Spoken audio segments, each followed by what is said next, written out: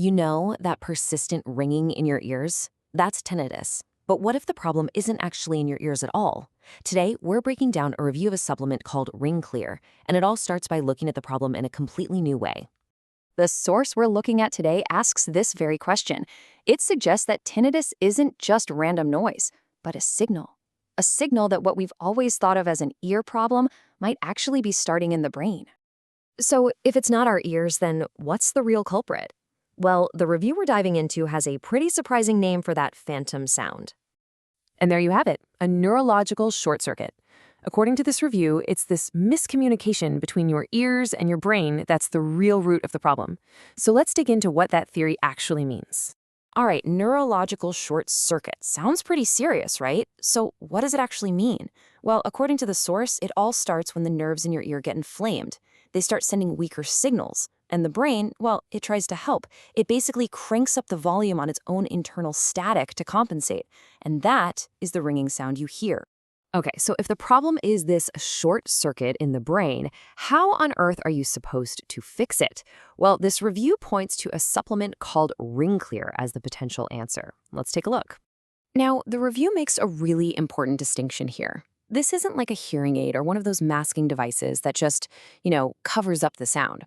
RingClear is presented as something you take, something that works from the inside out. The whole idea, according to the article, is to go after that root cause, that tricky connection between the brain and the ear. So who is this actually for? The review is pretty specific about this. It's generally aimed at men and women, usually over 40, who are dealing with that constant ringing or buzzing and are looking for an option that isn't a prescription drug or some kind of invasive procedure. All right, this leads us to the million-dollar question, right? How is this supplement supposed to fix that short circuit? The review actually breaks down the science they claim is behind the formula into a couple of key steps. So according to the source, the formula has a two-pronged attack.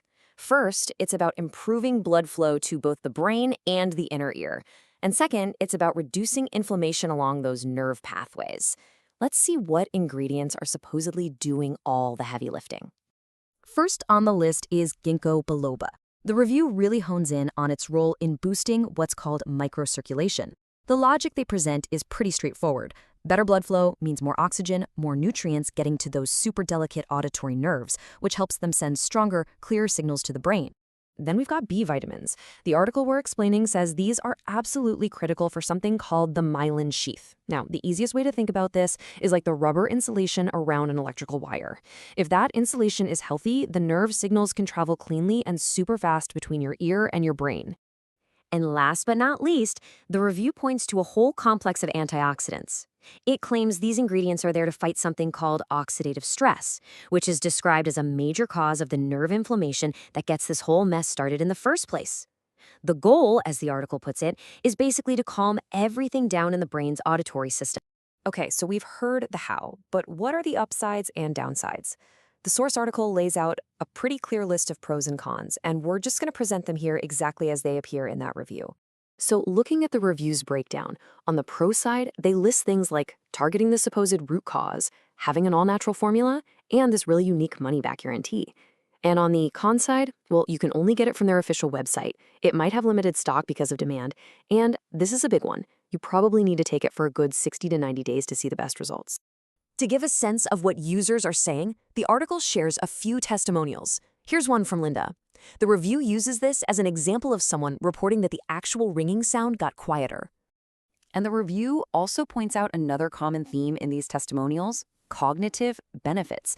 Take this quote from James. It's used as an example to connect the supplement to things like better mental clarity, which, lines up with the product's bigger claims about supporting overall brain health. So after all that, what's the final verdict from the article? Let's get to the bottom line. And just a reminder, this is the final assessment from the source we're explaining, not from us. Okay, this is really the key takeaway.